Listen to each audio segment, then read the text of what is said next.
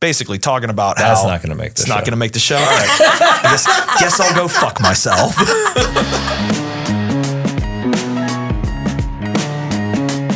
Welcome to Empire State of Grind, a podcast about the people building the next wave of tech startups in and out of New York City. Please be advised that the hosts of this podcast are practicing lawyers or other professionals in the tech industry, and that some of the guest employers on this podcast may be clients of the hosts. The information and content provided during this podcast are for informational purposes only and should not be construed as legal or financial advice, or as the positions or stances of the employers of any of the individuals. Thanks for tuning in to another episode of Empire State of Grind, the show where we learn about the people building the next wave of tech companies in and out of New York City. Today, I am joined by Andrew Wojszynski, Director of Solutions Engineering at Wiz, one of the leaders in cloud-native application platforms, and probably the largest growth story in the NYC tech scene of the past few years. We are joined by our awesome co-host Kim Buhay, and together the three of us discuss Andrew's untraditional path into tech, what it's like working at hyper-growth tech companies like Wiz and Datadog, and some of our favorite and key aspects of leadership roles. And of course, we talk about what Andrew thinks makes NYC so different from other places he's lived, and we even get a tip for the best new pizza spot in Brooklyn. Let's go!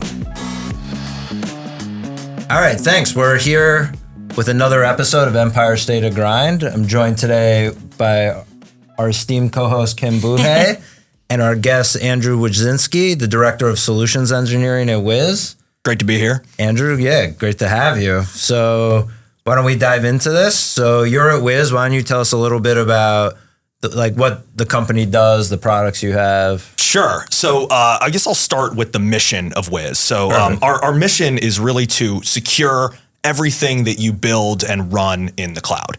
Okay, so that's a big, broad mission statement. Mm-hmm. When you think about mission statements of companies, a lot of times they're very ambitious. They're very large, like Google's, for example, organize the world's information and make it universally accessible and searchable for all, something to that effect. So what does secure everything that you build and run in the cloud actually mean, right? It really means that we serve the needs of our customers in a way that is first and foremost focused on usability.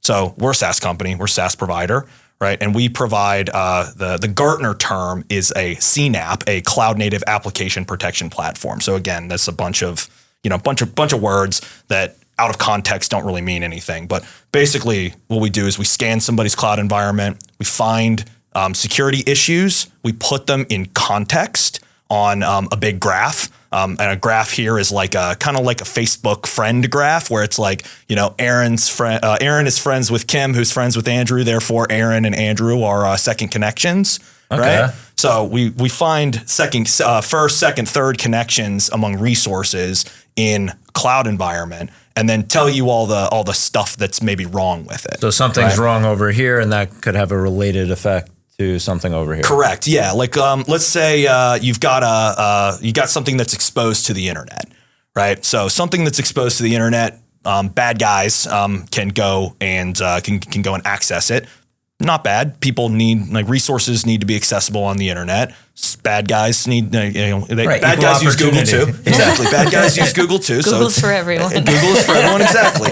So, is that their tagline? It should be. Probably not. If the resource is publicly exposed, but it also has a vulnerability on it that's exploitable. Right. That's different worse. story. That's worse, right? So if that vulnerability is exploitable and it has access to a database that carries credit card information on it, that's really bad. Mm-hmm. That's when you end up on the front page of the New York Times. And that's why you're saying like the synced connections or whatever is helpful because it tells you not just what is wrong, but what the impact could be. Exactly. What the impact is, what the blast radius is, what are the attack paths through an environment. And that's really where we began as a company, is establishing, really taking a risk-based approach to security in public cloud infrastructure. Cool. And we'll jump around a little bit, but like one thing for the audience that's a little different than other companies that have been on here is you guys are quite large now, right? You said you're almost 2,000 employees? Yeah, so we're looking to exit our fiscal year, which is at the end of January of next calendar year. So we're probably going to exit that right around 1,700 employees. We're kind of north of between 16 and 1700. That's also ironically probably when this will get posted. So. Well, all right. All right. Hopefully, maybe ambitious on my end. But yeah, hopefully we can get all of our hiring done before then. But what's interesting, right, is like, as many know and those who don't, like this has been a very big growth story in New York over the past few years, probably the biggest. So I thought it was really cool for the show to get someone on that's been there through that growth. So maybe tell a little bit about just when you started to where you are now from a company size, and then I would love to get into like what your role is there. Sure. Yeah. So, I have a good friend and mentor that actually both of you know. His name is Dustin Lawler, who is an advisor at Wiz. Yep. And he called me in, I want to say it was March or April-ish timeframe of 2022. And said, "Hey, I'm advising for this company. I think it'd be really interesting for you. We should have lunch." And I mean, both of you know Lawler. Like he pays for lunch, so I'll always go have lunch with him. He's also a very knowledgeable foodie. Shout out to Dustin, by the way. He really is. We went and had Korean barbecue for lunch in Midtown, which that's a power move. It was. I was sweating. I was sweating by the end of it. It was a test. It was a test, probably. Not only was I sweating from just the intensity of talking to Dustin, his iron not good for stare. Security. Great, exactly. He's like, I want to see how fast this guy gets the meat sweats. Yeah, how fast is he going to break under my questioning? But he said, "Hey, I'm advising at this new company. We sit down, we have lunch," and he's like, "You probably know this company. They're called Wiz." And at this time, Wiz was a relatively small company. Yeah, a couple hundred people, right? Yeah. And I was actually working at a competing company, a company called Lacework that recently got acquired by Fortinet. Like Lacework had just crested about 100 million in revenue. Yeah. So it was doing really well. We had grown tremendously from the 2020 timeframe into the 2022 timeframe and doing really well. We were having a good time. I was having a great time working over there. And Dustin called me, said, you should check out this company. It's like, I don't know about it. But then he showed me a picture of their product. And that's all I needed was I saw the product. Like the user interface. It was literally a picture he snapped on his phone and showed it to me. And I go, whoa, like this is how I envisioned this problem being solved. Because I've been working in cloud computing for north of 10 years now. And I always saw this problem of like, tell me how all my resources are connected as a really big problem. I'm not smart enough to go and figure out how to fix stuff like that. But when I saw it, I went immediately, it's wow. Funny. There it it's is. Like a non-tech background person. Those are the moments where I know if someone has a real product too. Because it's like, if I can see what the value is, I don't really even understand how big of the impact it might be. But I agree. It's like that change from like, it's a line of code to it's a visual, impact on what's going on. I think speaks volume. Unbelievable. Yeah. Unbelievable stuff. Yeah, that's pretty incredible. Picture's worth 1,000 words, right? Really, truly. So then I asked Dustin, hey, can you make an introduction for me? I'd love to kind of explore roles, see what's up. And he introduced me to a gentleman by the name of Ford Parsons, who's on my team now at Wiz. And he was a very early employee there. He started in the first few months of the founding of the company. So he was a stealth employee. And he's just such a, I wish, shout out to Ford, I wish I had the half of the vocabulary that this guy had, but the way he explained. I wish I had his name. Oh man, he's an incredible guy. Really, just a really inspirational guy. Works for me now.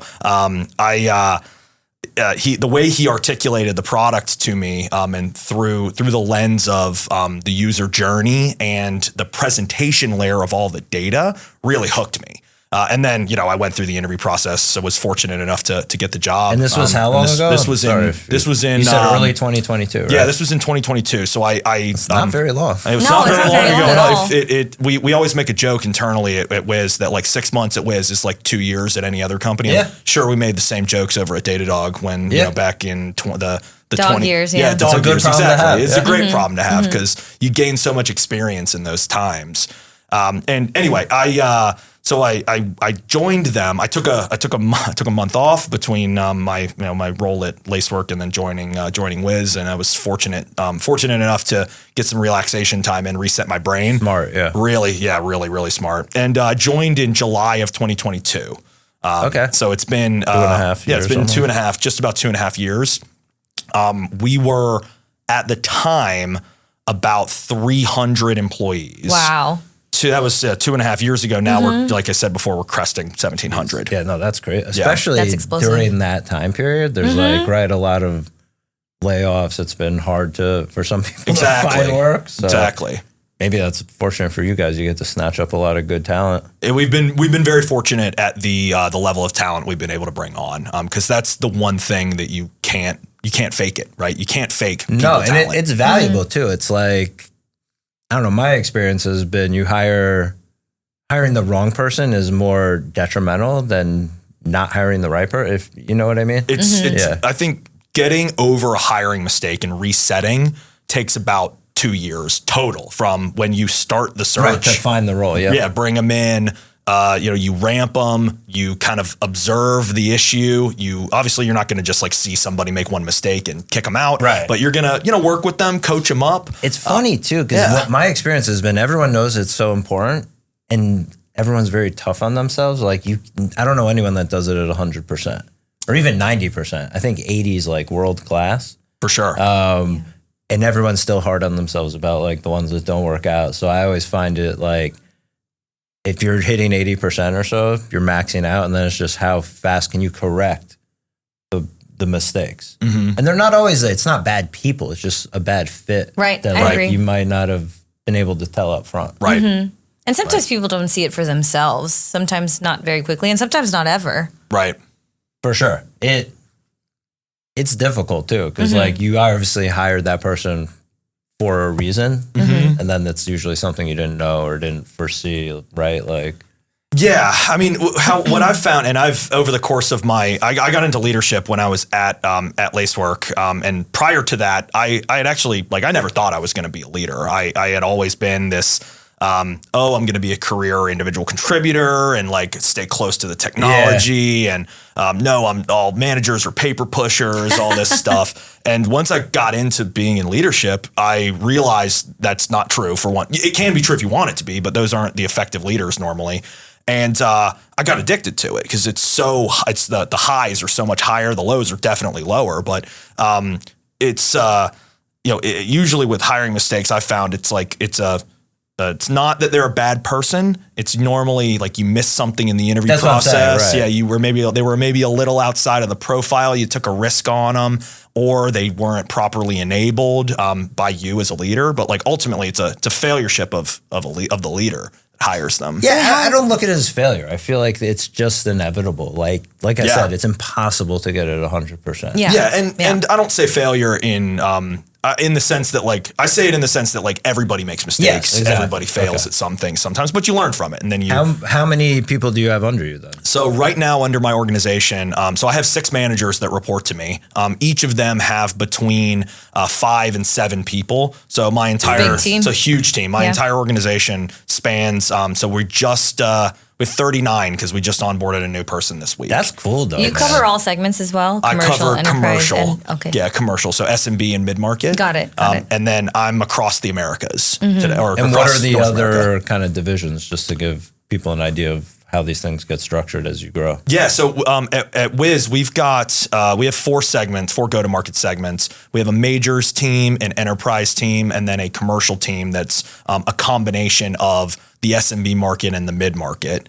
Okay. So our bread and butter is very much in the enterprise motion. We have 45% of the Fortune 100 in our customer base. that's really where we've established our foothold. And the down market motion, the commercial and SMB motion, mid market and SMB, I should say, is relatively nascent. We've been doing it for a little while now. We're getting a lot better at it, but it's just we're not as widespread as a lot of companies. Do you think that's because the problem isn't as pervasive at that level, or is it more just because you've been focused on enterprise? We've just been focused on enterprise. Okay. The founders of Wiz, a bunch of brilliant people. They started. They came from Microsoft. That's where they had a company called Adalom that was acquired by Microsoft many years ago. Okay. They focused super heavily in like the high enterprise space at Microsoft. That makes sense. I mean, that's, for lack of a better term, that's where the money's at, right? Correct. And the long established, and that's where money. their experience is. It's where it aligned as well. Right. It's also, I feel like it's so much, especially in the B2B SaaS world that that we're all familiar with. It's so much harder to go up than it is to go down. It's funny. I think it depends on what the problem is and like when you solve it. Right.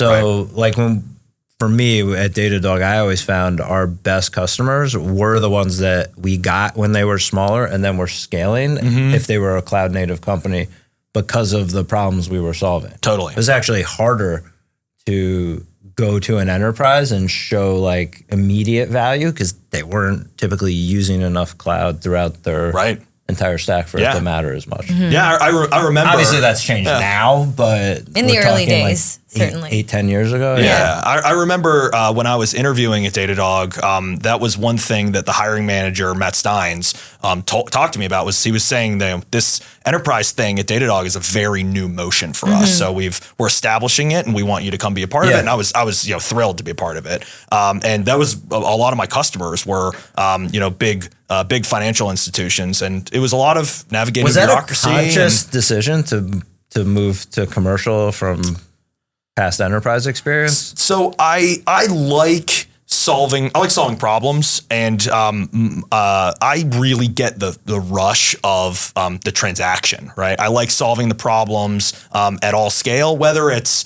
a big, huge, bank that's got a problem, or a teeny tiny startup of 5 people that's got a similar problem. It was a conscious decision in the sense that once I started doing the mid-market more and more, and I really started doing that a lot at Lacework, I liked the rush and I liked the transaction. Do you like the speed of it? Just far as you say, you're talking about the transaction. I mean, naturally, SMB and mid-market motions they're gonna turn much faster. Did you enjoy that speed? That's what I heard too. I still do. I really love the velocity. I do love the speed. Yeah. Yeah, it's funny. Because I support go-to-market teams as well, and I find I can relate to both sides. I love when I can like close a deal quickly, and I feel almost like a superhero in that regard, where it's like sometimes people are impressed, like that's the fastest deal we've ever closed. And you're like, you're welcome. But I think the ability to close enterprise deals is more rare, at least in my world, that I feel like that is the one thing I'll never give up. And not because I love it. Dealing with those companies can be very difficult because it's like ego driven a lot, to be honest. Can be. That's the part I don't like, I should say. But the value it brings to like a company or a client, I feel is like I could close 1 million mid-market deals. It doesn't equate to like that one big, you know what I mean? Yeah, and I think that's a fair it's just a different take. What I've seen, especially in the world of security, since I've been in this industry, I haven't been in this industry for a terribly long time. Like I was always one of those guys that thought like security is the fun police. I'm not gonna do this, right? But I thought what I saw was in the mid-market, you can really drive top line revenue and through the value of like helping people establish their security program in a kind of a more mature way. Yeah. So if you're you're a 10-person SaaS company or whatever, you're trying to establish yourself, and you got a security requirement to go that you need to plug a hole before you can go and sign JP Morgan Chase as a customer. That's a good point. That's a company changing customer for these people. One thing I'm realizing too, sorry Kim, is are you guys I don't want to say still, and forgive me if some of my bias shows here, but I always felt, are you guys identifying these companies by, maybe that's the question. How do you identify who's commercial, who's mid-market, who's an enterprise? There's a what I would call a complicated total addressable market model that the much smarter data scientists figure out than I do. Okay, so one way, originally a lot of software was sold based on the employee count. Right. Because they figured we're selling seat-based licenses. The more, asses there are to fill seats, the more, I guess, total addressable market, at least for that client we have, that's how they would mark them. And I've noticed like sometimes companies are adopting a different model. It sounds like Wiz is. Is that right? Or is it still mostly like the employee size of a company? So the way that we look at it, and I'm going to caveat this by saying, the data It's not your decision. It's not my decision. Yeah. The data scientists are making all this. They're the ones making the decisions based on data. But the way that we think about it is the scale of the infrastructure. Which leads to the scale of the problem. The early stages of my career before I, made the smart move and moved into tech, I used to work for Walt Disney. Let's talk about the mouse. 62,000 employees in Orlando alone, and only at the time that I worked there. Wow. There was probably one person who was truly a developer in that whole group. But I mean, that's a really good point, right? I mean, that's probably not true about Disney. There's probably more than that. But the point Definitely is now. Definitely now. But even at that time, I mean, they had an online presence. They were definitely doing ticket sales through their online presence. But how much of it was really based on like nobody was using their applications, right? And now everything is run through the application, like the fast passes, like everything that you need to actually go and have a great day at the theme parks happens through the application. But so many companies that are moving towards that model, and companies that have learned from these large enterprises are going straight to that model. Correct. To your point. And the addressable market is going to be larger in some of these smaller companies where they do have a lot more technology, building in AI. They're building in all of these other functionality that some of the larger companies honestly are still catching up on. So I do think it's an interesting way to look at how to split I was out your realizing org. my own bias was coming through by being like, is that the most exciting customers to work with? Then realizing actually in my own thought, it's more about how you categorize them than what they're called, and different companies may be doing it differently. Right. How are you guys doing it? And then realizing in my own career, I found that the middle actually is the most interesting as far as problems to solve. I think so, because there's very often people that are on like the bleeding edge of the technology. They're the ones that are pushing, and this is well established technology now. But like back in we'll call it back in 2018 when I was working at Google and working with Datadog. There were very few companies that were adopting Kubernetes at the scale that Datadog was adopting it at. Now, similarly with AI technologies, like there's very few companies that are adopting it and really pushing the limits of that technology at the bleeding edge in the enterprise. The majority of them are in the middle. Is usually the ones that have started and have had success with it. Right. But also have enough resourcing to really like play in that 100%. space, right? 100%. Yeah, no, it's cool. And then I think from the selling side of it, like, because as a solution engineer, I work any of you that are listening that aren't familiar with the profession, like we work really closely with sales teams. From the selling side of it, it gives people that maybe don't have the 20-year established career, the Rolodex going to work with the cities and the JP Morgans of the world, opportunities to work on like larger deals that are a bit more complex, but still are more flat organizations and easier to navigate. Because it's not about I went and shook hands with this person who introduced me to this person, Right. who No, introduced for me to that sure. person. It is a little more solving the problem. opportunistic. You're like for the sure. technical shepherd of all of these conversations. Definitely. Well, it's fun. I remember when Datadog was launching their mid-market program, me telling a lot of the salespeople, like, get involved. Like, that's the big opportunity right now, because enterprise is a lot of, these deals take forever. Take a long time, especially then. Mid-market, it's like you have something they need and they're a bigger company. Right. I just thought that was like a really good opportunity, and now I'm realizing, for me, it's been a few years, but still, now I just close whatever deals my clients bring me. Yeah, right. Well, this was However probably you're talking about probably what, in 2016 when you were at Datadog to like So I establishing joined this? then, and we actually just started the enterprise sales department around then. So I joined as at the same time a lot of the first enterprise sellers. Okay. Mid-market was probably 2020, 2021, something like that. Oh, wow. It was a lot later than that. Yeah, it's funny. It's like a lot of it was because we were too busy. It's like, I know it sounds ridiculous, but there were so many deals really that fast. there's certain aspects of building the plane while it's flying that makes sense. And then there's others that are like, don't touch that right now. Do you know what I mean? And I think reorganizing sales was a big one of those, which is why I was saying, like, I don't fault them for not reassessing this because getting business wasn't an issue. But also it worked. Yeah, that's what I'm saying. So it's a weird thing, though. It doesn't mean it couldn't have been better. You just don't have, you know what I mean? You can't take the time to take the risk. You can't iterate on everything either. You can't. You really can't get so lost in the details that you lose sight of the company's mission. Exactly. Fair.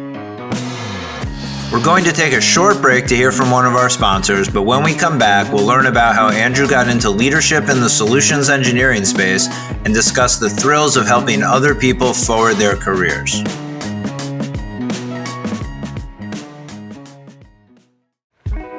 This episode is brought to you by NextGen Law.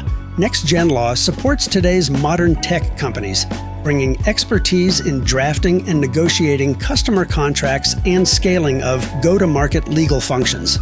For more information, visit nextgenlaw.com. That's NextGenLaw with hyphens in between each word.com. But there is actually something that I wanted to go back to because you kind of glazed over it, but this is such an interesting piece of your story. You just talked about your team and how you have 39 people on your team at this point. Yeah. That obviously wasn't the case when there were around 200 or 300 people when you joined the company. Tell me about how you built your team. Tell me about how you scaled that, and tell me about how your challenges changed as your team got larger. Yeah, this is a great question. So when I joined, my team was, so I split the what is now the commercial segment. It was called the mid-enterprise team at the time with that gentleman Ford that I was speaking about. We split the country kind of sort of down the middle diagonally. I had the like north central area and the northeast. He had the west coast and the southeast.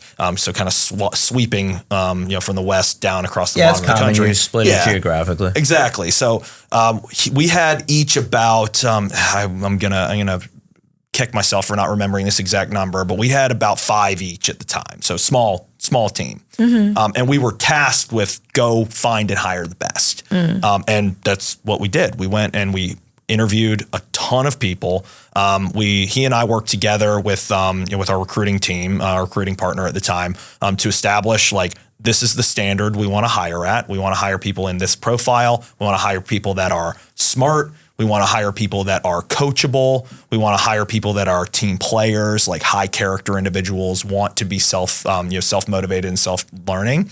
And then people that have some kind of experience with interacting with customers, working with technology, really like understood that you're not just selling bits and bytes, like you're not selling widgets, but you're selling like a value to somebody. Yeah, not to get too off track. We haven't actually discussed what is solution engineering. Oh man. Wow. So maybe just explain quickly so we can understand like where do we begin with what solutions engineering is? So solutions engineering, how my lovely wife describes it when she's telling people what I do for a living is that the salespeople go in and say, I can give you the moon. And then what my team does is we tell you like, okay, not really, but we can build you a rocket and get you on the way there.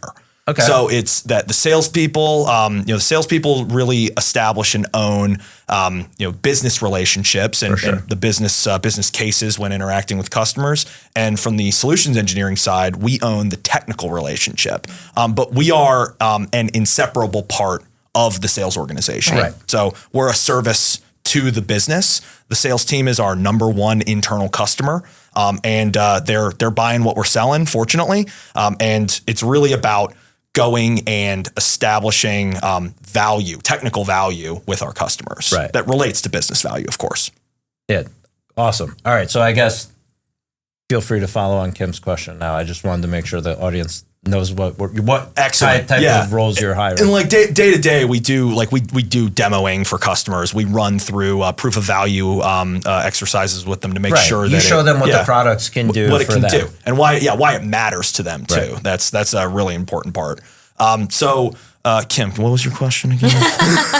Well, you went from 0 to 39, right? You were talking about how you split regions with Ford. Right. Yep. How did you scale to 39 people on your team? You've got 6 team leads under you. How did you build that? And how did the challenges change from when you were 5 direct reports to 6 leaders that you're managing now? Yeah. So Ford and I had this split for a good long time, like about 2 years we ran on that. And then earlier in the year, we went through a very big hiring push when we hired our new COO and really kind of established ourselves to make big investments in our go-to-market team. So we opened up, we had a role open up to lead this team, to be the leader at the Americas level. I interviewed for the role and I was fortunate enough to get it and take on the responsibility. And they told me first thing, they were like, go build your team. How are you going to go build it? So how did I go build? I built it by really identifying a lot of high potential individuals internally that could step up into leadership roles and could help do really 3 things. Could help recruit, keep people, hold high standards, hold people to high levels, and onboard people. So recruiting and onboarding, kind of the same thing here. They could enable people. They could teach them, not only teach them technology, but teach them how to be good SEs, and then people that could execute. So they could go and get involved in the customer if they had to. The customer life cycle and inside of sales opportunities, and be difference makers in those opportunities. This is so interesting that you're talking about this with such passion, and I mean it's really good to see. But you just stated earlier that you initially wanted it to be a career IC. I never thought. Yeah, I never thought.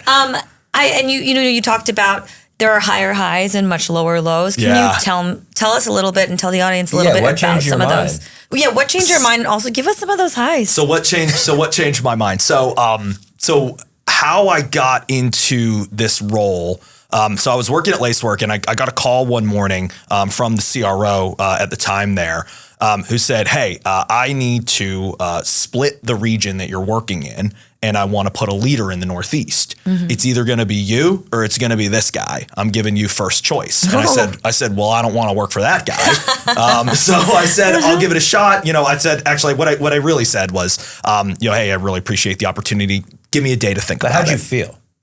I felt, first and foremost, I felt really honored that he would think that I had the potential to even do it. I didn't really know what leadership meant. I think it's usually bestowed on people, to be honest. I don't want to pretend like I've got there's some innate quality. No. I mean, someone else sees that you can do it and gives you the opportunity. Like your inner Jon Snow. My inner Jon Snow. Yeah, you just kind of become the leader. No, I mean, and now that I'm in the business of hiring and enabling, being a leader of leaders, I agree. It is something that you see it in people, and you want to give them the opportunity to improve themselves and to stretch themselves, and to, quite frankly, teach me things as well. I learn a lot from the team that I've got in place today and from other teams that I've had in place before. So anyway, I got this opportunity to lead this team over at Lacework, and I loved it. I got addicted to it because it was so different than what I had really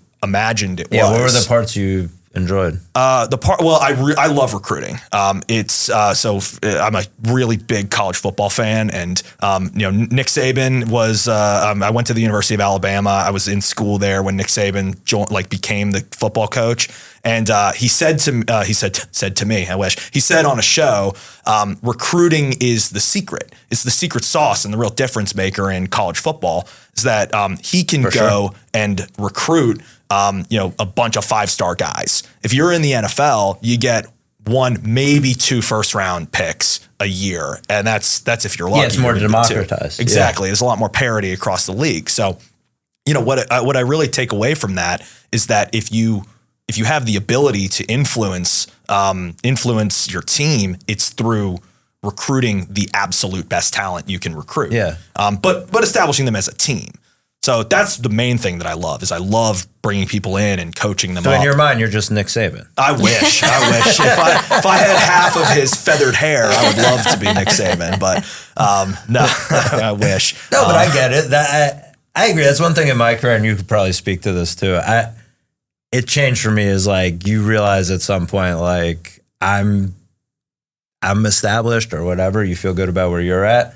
And then you go, wait, and I can use this to help other people. And then that becomes a bit, I would say, addicting. It's something I kind of miss now being on my own. And honestly, something I hope like this podcast is helping other people navigate their careers and stuff. That I always found like very rewarding when it's like to teach someone to fish versus give them a fish or whatever. Yeah. And I've definitely seen it in my world, and it's like you do that for somebody and you're like, wow, how do I do it again? And to Kim's question on what are the highs, what are the lows? The highest high is when you see someone get it. Yeah, right. 100%. When they take the coaching, and maybe they got a little issue, nothing overly concerning, but they've got a little issue. You coach them through it, they apply it, and then they say, "Wow, like oh man, I get it now. Thank you so much." And it's not about the gratitude, but it's about seeing them better themselves and being able to really take themselves to the next level. Can you give us an example? It doesn't have to be specific, but I'm just wondering if it's as raw as in my world. So one thing that solutions engineers do is we demo the product a lot, and we do it. I did it at Datadog, did it at Lacework, do it here. We do it dozens of times a week, sometimes dozens of times a day. And one thing you're not pointing out is how integral it is, because this is like, if you don't do a good job, they're not buying it. Doesn't matter the price. If you don't show that this can help solve a problem for them, exactly. So it's not like we just run through the motions. Like, no, it's very right. important. It's not like a recorded version of whatever. Correct. Correct. It's very bespoke to each customer. It has to be, because I tell everybody, all the SEs that I ever coach up is like, while we're going through demo training and demo practices, we're not just showing the UI. So you can't just walk through and give a harbor tour and click around. It's because if we wanted to do that, we'd just send them a YouTube video. Exactly. Just show it to them, right? Yeah. It's about tailoring the conversation to them and about making it real for them. Yeah. So to go back to your question about what's an example of this, I give every SE that I've ever coached on this, I do the demo, and inevitably, or they do the demo for me, I should say, inevitably they refer to the product as cool or neat or nifty or some kind of thing. Right. And I always have to stop, and I say like, guys, don't call the product cool. The product, enterprise software, isn't cool. I would love it to be cool, because where it's my career. We're not cool. We're not. No, enterprise software is not cool. It serves a value. Yeah, so if you true. change your mindset from, oh, this is a cool piece of technology, to, oh, this is a valuable piece of technology, and that's how you frame it to the audience, it changes the whole tone and the whole conversation, because people aren't going to go and pay sometimes hundreds of thousands or millions of dollars for something that's cool. They're not going to go and say that to their CFO when they're trying to make a business case. That's a good point. Yeah. It's funny too, because I think I was right. What I was thinking of in my world is like, I specifically help people get better offers when they're getting a job. And that feels really good, because the value is obvious. It's like dollars, but it's also more unlocking their way of viewing themselves. Right. They didn't think they were worth that much. Right. And I'm going, I think you can get it, actually. You just got to kind of rethink the way that you're looking at yourself, and then make your employer do the same. Mm-hmm. And I find it to be, it's not hard with the right people if they trust you. And that to me is like the other rewarding part, is that you can only help people through coaching if they trust you. Right. So like that reciprocation is very cool when you see like, hey, when you do open up, this stuff works. Because at least for me, like the stuff that I'm talking about, I just believe it's like law. Right. It's like, if you're good at what you do and you listen to these things that I know, it's not because I'm great or just the way it works. We're taking a short break, and when we come back, we'll learn about Andrew's untraditional path into tech and his unique insight into what makes New York so special. And don't worry, we finally get to that Brooklyn pizza plug.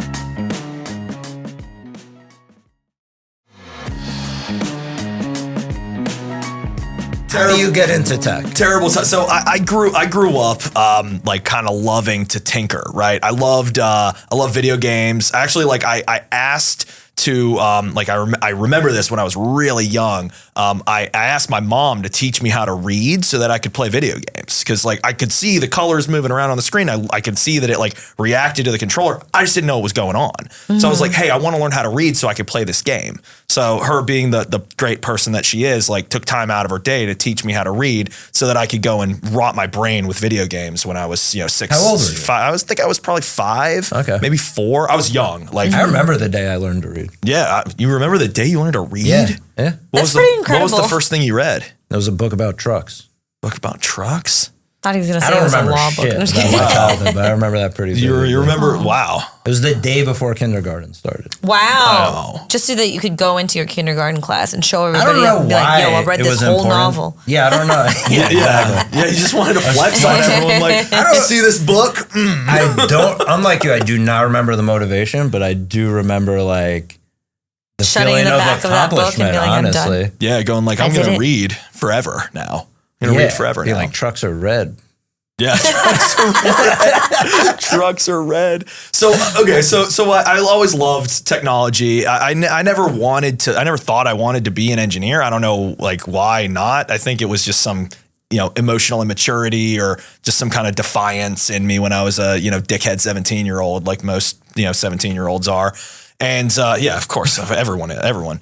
So I never thought that this is what I would end up doing. And again, really like bad time for the economy. Mm-hmm. So I was taking some like graduate courses at like a local school in my hometown in Montgomery.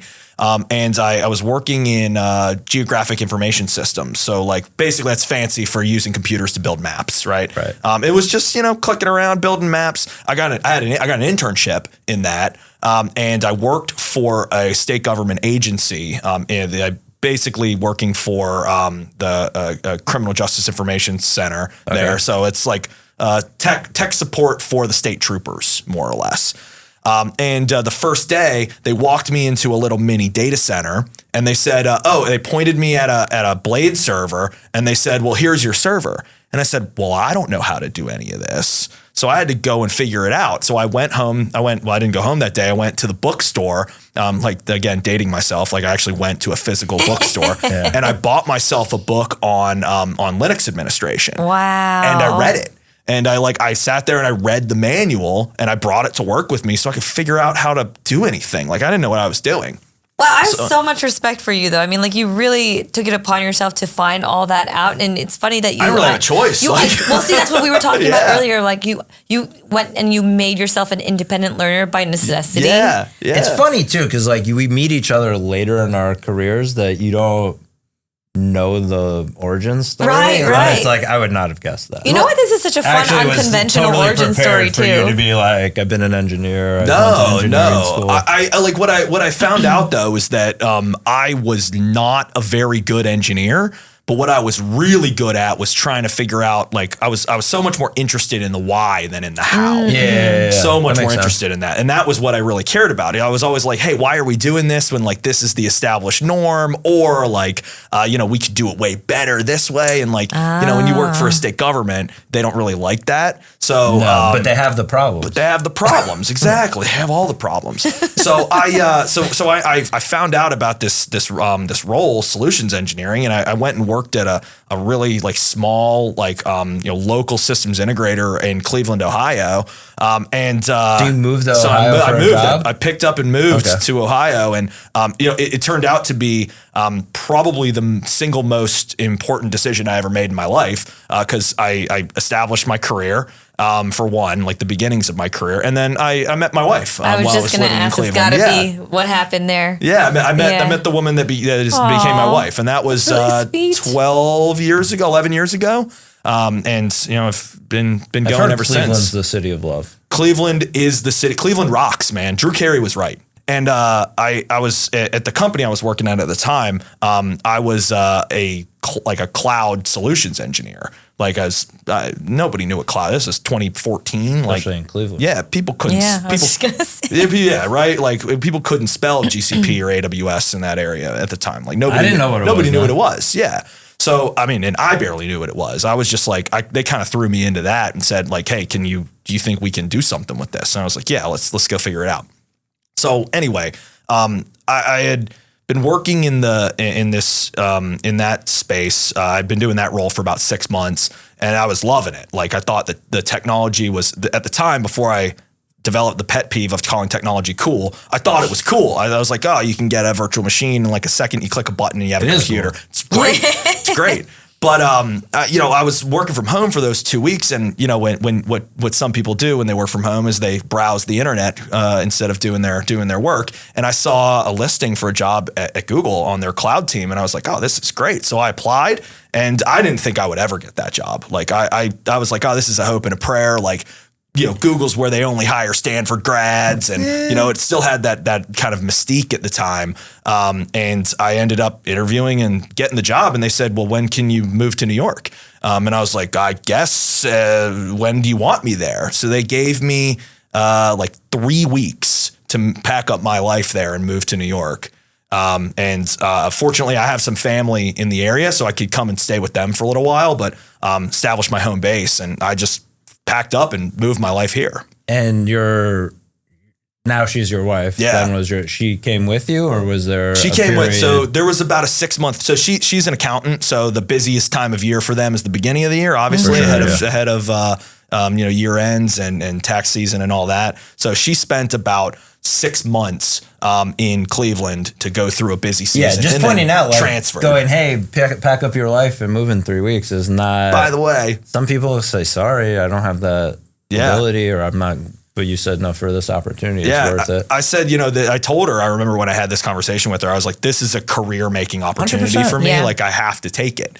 I said, I really want you to come with me. And she was like, okay. And she did. And it was fantastic. She works for a large firm, so she just transferred. Yeah, that's cool. And it's been really great for her career as well. She's, she's a partner at the firm that she works at now. So her career really rocketed when she moved to New York as well. This is a good place to skyrocket careers. Oh, I 100% agree. And I mean, I know that nobody could see our faces, but Aaron and I were grinning from ear to ear as the camera's right here. I mean, not for whoever's just listening. Right. But I mean, that's just such a Cinderella story in terms of getting into Google. Yeah. It's so unconventional, and just hearing about how excited you were to get that opportunity. And I think shooting your shot, that can be really scary too. Like not having the traditional resume to go into an interview with Google. Right. I mean, how did that feel? I mean, definitely intimidating. Like I really had, especially when they ask you like those questions that everyone is told. No.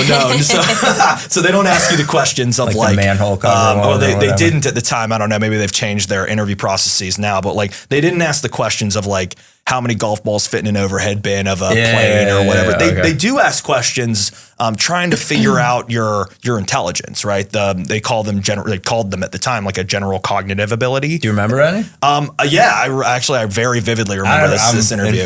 I was being interviewed by and then Kim's going to answer them. I'm going to ask you all the questions. I was being interviewed by a gentleman named Andy Milo is his name. He's one of the nicest people I've ever met in my life. Super just like positive guy. He was the leader of the Americas team at the time. He was the one who interviewed me, and the questions they ask they're like, if you had to open a bakery, walk me through your entire thought process on how you would open the bakery. Right, it's right up your alley, Kim. I think you could crush this question. No, we don't have an hour, so we're not going to go into it. But. It was an hour long. I did give an hour long answer though, and I remember coming. I was sick with the flu at the time, and I didn't want to reschedule these interviews because the process there was so long. But I had so much adrenaline. Did you come to New York for that? No, I did those ones remotely, fortunately, because I couldn't. I wouldn't have come if I was sick. I mean, your car still didn't have wheels on it. My car didn't have tires on it. Exactly. No, by that time I had gotten my tires, fortunately. But my I remember I did the interview, and he gave me some immediate. He was like, "Great job," and that was all. I was like, I was so over the moon. I felt real good because it's just like, again, the mystique of a place like Google at the time was so huge that getting any kind of positive feedback in that was for sure. It was like a high. So you moved to New York for Google. Yeah. What's the role again? So it was a solution engineering job for on the cloud team. So I had massive imposter syndrome when I got here. Like I thought I was like decent at. And what year was this? This was 2000, end of 2015, beginning of 16. Cool. So that's a great time to be. An awesome time. A good time. Yeah. It's a really good time to be like moving here. Great time to be like getting into that industry. Well, and it was like as cloud was getting a real foothold. Mm-hmm. Exactly.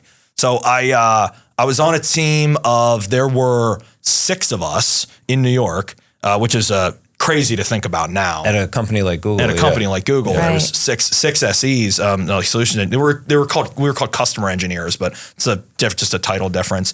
And I remember hearing some of these guys talk through the technology on customer calls. I'm thinking like, I'm never going to get to the level of these guys.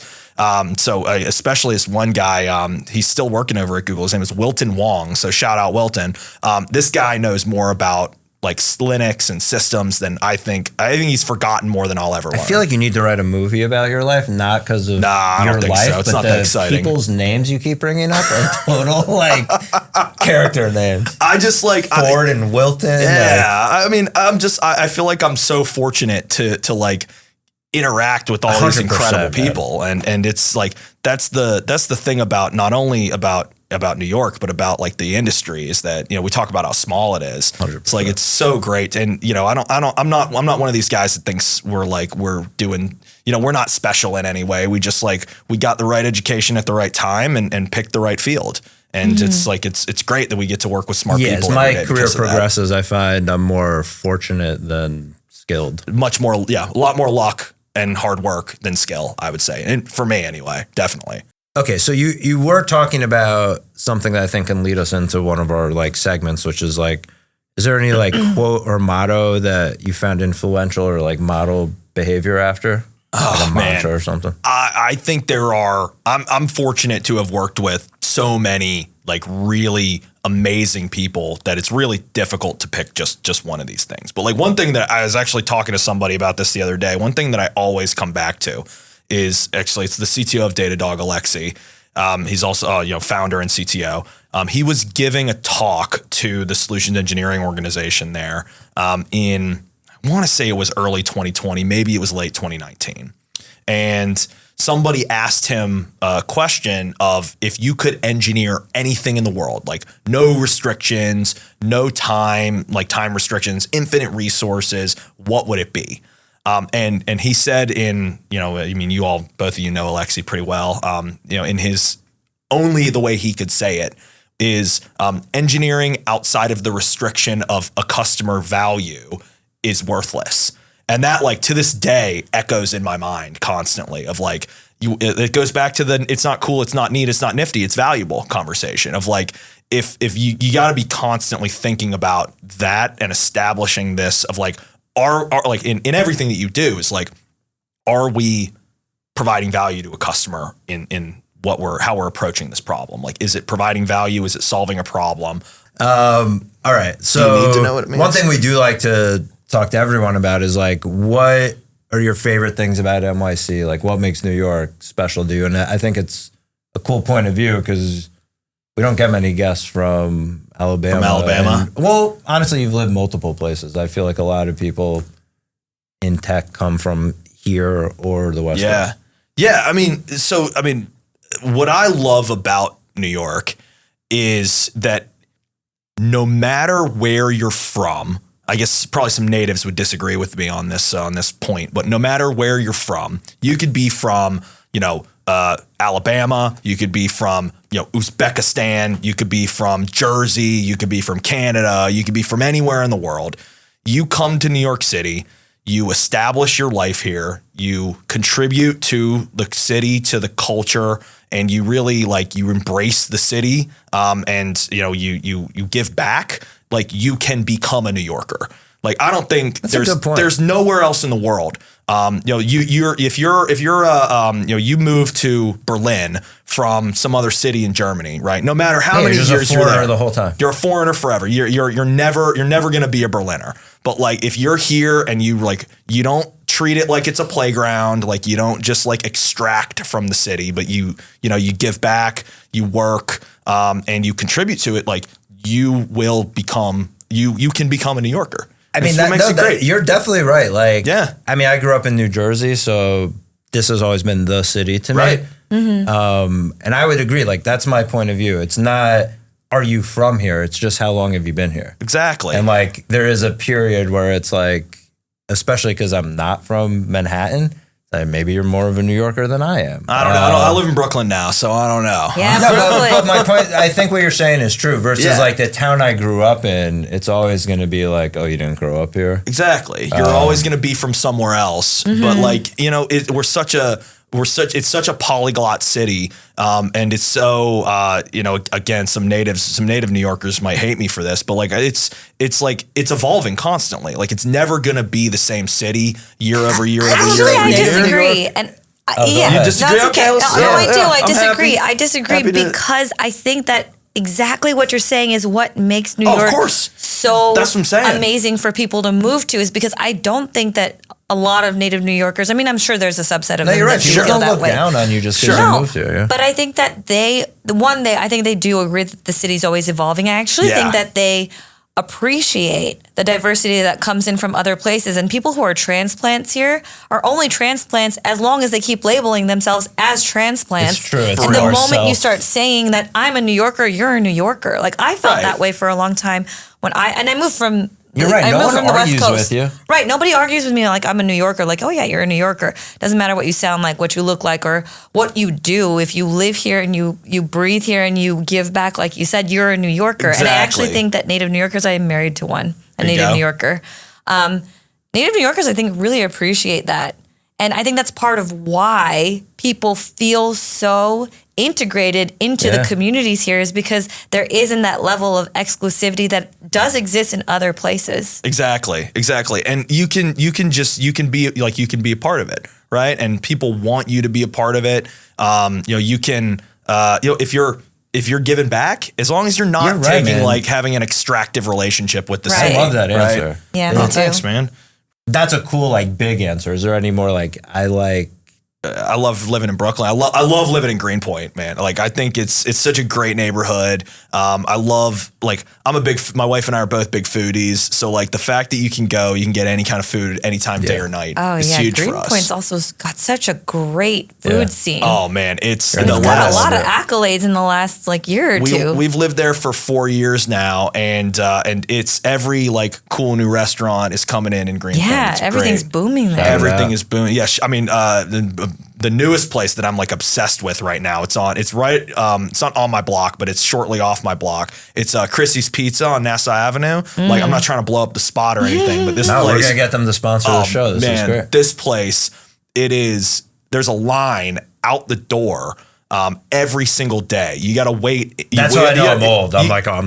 No, you gotta wait on the line. You gotta wait on the line for 45 minutes to get this pizza. Yeah, no, I'm gonna hire a TaskRabbit. It's probably a smart idea, actually. I wanted to not like it, man, because I was like, yo, this hype is probably bullshit, whatever. And then I had it, and the first words that were out of my mouth were like, holy shit, this dude is ripping some pizzas. So shout out Chrissy's Pizza in Greenpoint. That place is awesome. That's what I'm trying to uncover. I know New York's great. I want to know, where do I go to eat? You know? All right. Well, Andrew, Kim, thank you so much for being here. Yeah, Aaron, Kim, thank you so much for having me. This is great. No doubt. It's a really great conversation. And we'll put in the show notes, where to check out Wiz and their products and whatnot. All right, killer. Thanks. All right. Thanks, guys. Thank you. Thanks for tuning in to this episode of Empire State of Grind. If you like what you heard, please share, like, and subscribe. You can find more information about the guests and sponsors in the show notes, and special thanks to our sponsors and our producer, Brian Neiman. We'll be back with new episodes twice a month, and as we say in New York, peace, we out.